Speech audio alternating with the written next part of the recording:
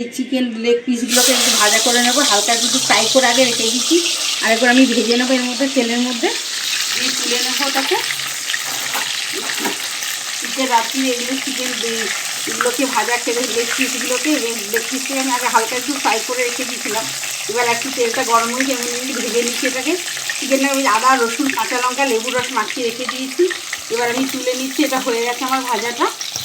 তুলে নিয়েছি, শসা পেঁয়াজ লেবুর রস দিয়ে খেতে খুব ভালো লাগবে এটাকে। তুলে নিলাম, গ্যাসটাকে আমি অফ করে দিলাম।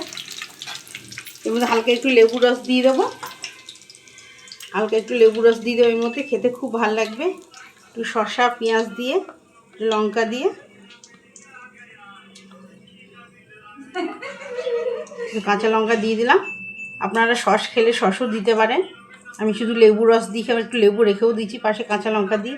আপনারা যে যেখানে দিচ্ছেন, আমি চিকেন লেগ পিস ভাজাগুলোকে আপনাদের ভালো লাগলে শেয়ার করবেন, কমেন্ট করবেন, লাইক করবেন, সাবস্ক্রাইব করবেন, তাহলে আমার খুব ভালো লাগবে।